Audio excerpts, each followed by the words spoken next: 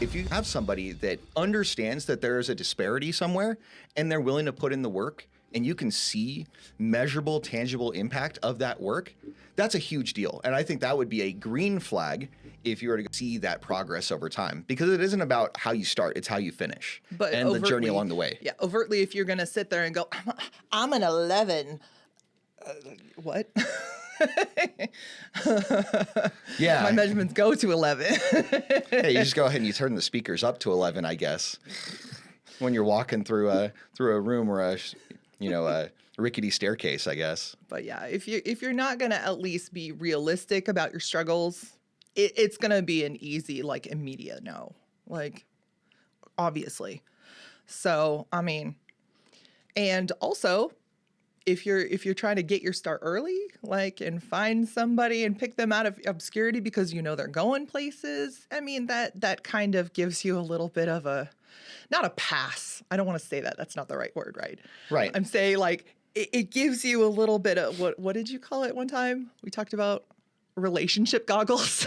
Oh, yeah. Okay. So relationship goggles, we could talk about that later, but I like, want to be real here, because, like, clearly there is like, in this arena, this specific area, yeah, there is a serious disparity between us. Sure. So I just want to be completely upfront and transparent, because when people don't know you off anywhere, randoms off the internet, like, they're going to look at you and go, why are you talking about it?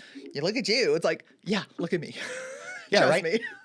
And the thing is, there's something to be said about relationship goggles, like when you've been in a committed relationship for an extended period of time, and there's a lot of grace that's extended, but just like grace shouldn't be something that's taken for granted, No. It should be something that's appreciated and used as an impetus for change, right?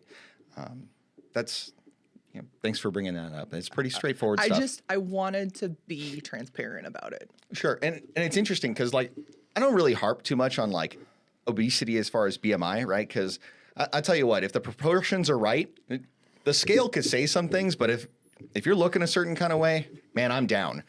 And, like, by the BMI scale, technically, I'm obese. But the thing is, like, I've got a lot of muscle on me, and my body fat percentage is pretty reasonable for my age. And so I don't worry about it too much. Like, I just remember when I was fitting in that weight category, I looked gaunt and skinny. Like, I didn't have anything going on. And over the last, 3 to 5 years, I've been putting on a lot of muscle, and it just looks different, right? Yeah. So I would just not look so much at the BMI or the scale, but look at how your clothes fit and look at how you look in your clothes, right? And I mean, out of your clothes is kind of helpful too, right? Because, that's what we're getting at over time. I mean, even before we had our younger set of kids, and I was making progress. Oh, man. You were fantastic. Yeah, but right at the end, as I was like, I hadn't even hit like a normal weight. Like, I was still like, and I would never expect that of you. So overweight. Sure. I looked at I think it was our 14th anniversary, and we went to the thing that where they, on the dessert plate, they put "Happy 14th Anniversary." And we were like all like, that awkward like table picture. Yeah, the forced one. I'm like looking at like here, and I'm like, that looks kind of weird. Actually, I'm like, I wasn't a fan. Like, I could have maybe stopped like 10 or 15 pounds like before that. I don't know. I was a fan. I know you were. Oh, yeah, I was a fan for a while. So, but sometimes there's a good range. It's about proportion, and there's a good like acceptable range, right? Like there's a nice sweet spot, right? And I am down for that. Before everybody says it, yes, this ain't it. Got it. Thanks. Yeah, and that's all right because I'm not just going, this is how it is. No, you're putting in work. Yeah. So that's good. All right. So that was a good chunk of stuff right there. Rabbit trails. All right. So let's go ahead and talk about something that's a little bit easier. They ask to move in too quickly. Like, I'm not a big fan of like moving in before marriage to begin with, but like that's a personal choice for everybody. It is. But if a dude is asking a chick to go ahead and move in real quick, it gives me the impression that he doesn't have stuff going on and that he's looking for a landing pad.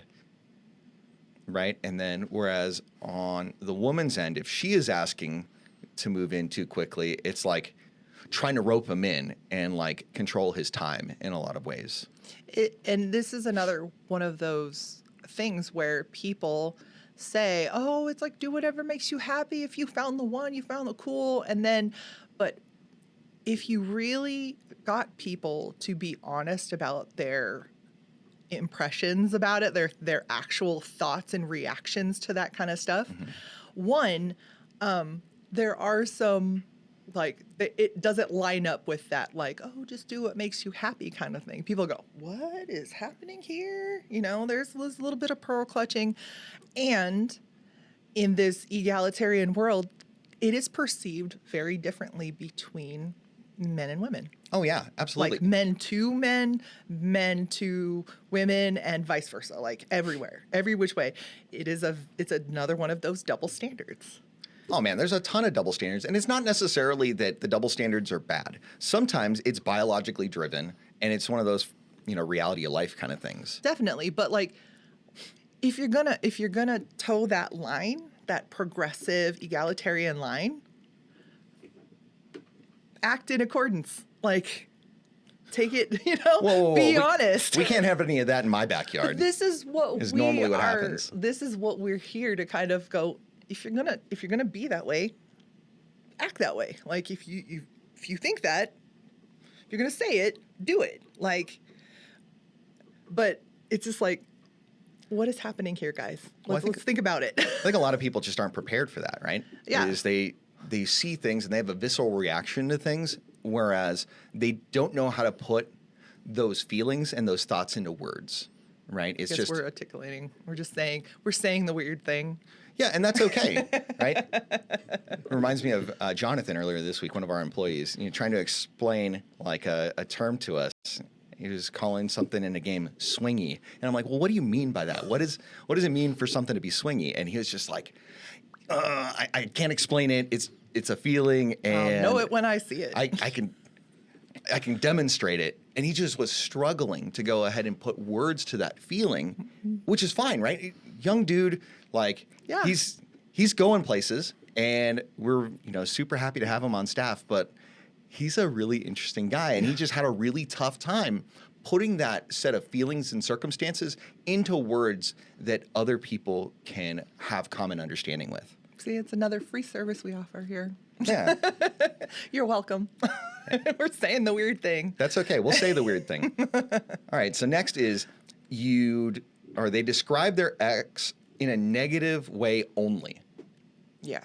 Like they are only negative, only bad things to say about their ex. Now, I think it's interesting because in our culture, I think women would prefer that men not talk about their ex positively because it invites comparison.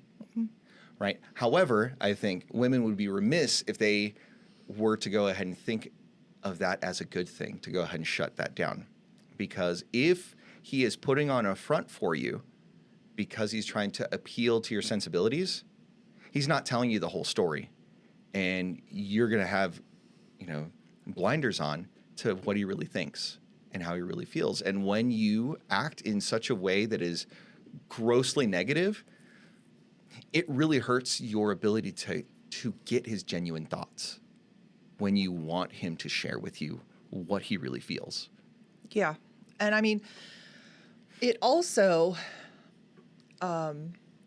invites the sort of the not overt, it's kind of like this in the background thought.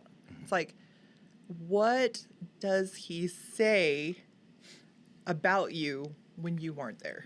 Sure. Or what is he going to say say things don't work out? What is he going to say about you to his next girlfriend? Right? Yeah. And I think that it's, generally speaking, a good thing to speak in mildly positive tones for the most part, because you picked them for a reason, for a period of time. And maybe you crossed paths and there was something really wrong. If there was something genuinely really wrong, then lay it out there and let it be.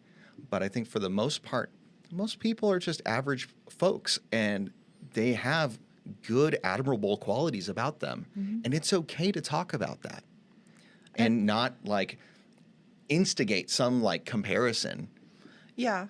But you also, if all you have to say about, past relationships and stuff is negative things, then it's like, it calls, sort of like when people have nothing positive to say about other people. Oh boy, that's like the next point. Yeah, the whole like, what does it say about you? It says more about you than it does about the person you're talking about. So it just makes you look like you have a poor sense of judgment. Sure. You have poor judgment of character. Or that the world is acting upon you. Yeah, and Right. that victim mentality, definitely. So That's a whole, like, that's the next, I know. But Well, we could just hit it at this point, 'cause I think That's we're cool. pretty much moving on from But that. the thing is that, like, you have this lack of introspection. Like, saying something about past relationships that's positive, be like, this is what I found admirable about this other person, or this is what was wonderful about that relationship. Sure. And it doesn't negate the fact that the negatives outweighed the positives, because otherwise you'd still be with that other person, right? Right. Or even it didn't outweigh it, or there's enough of the negative that it wasn't an ideal fit. Yeah. Right? Because I think for the most part, if a guy goes ahead and gets 80% of what he wants in a woman, he's going to be incredibly happy. He's going to be over the moon. And I think that generally speaking, our culture teaches women not to accept that And to go for everything. This is why I was like, oh man, for sure, I have always been a weirdo. Because even as a teenager, that's how I felt when I knew that we were it. Like, I knew, it's like, but all the, and it's interesting because my mom really, she was burned with her, with my dad and their marriage and stuff like that. And she kind of went that woman thou art loosed, Sure. modern feminist, like the whole thing. Like, she still called herself a hippie from way back when, the bra burning, all that stuff. And I'm just like, okay, maybe Well, and she's coming around full circle. Hey, thanks for watching this clip. If you'd like to see more from this podcast, you can go ahead and click here, where the podcast episode is linked in its entirety. If you're new here, you might want to consider subscribing right here. Thanks so much. Make it a great day.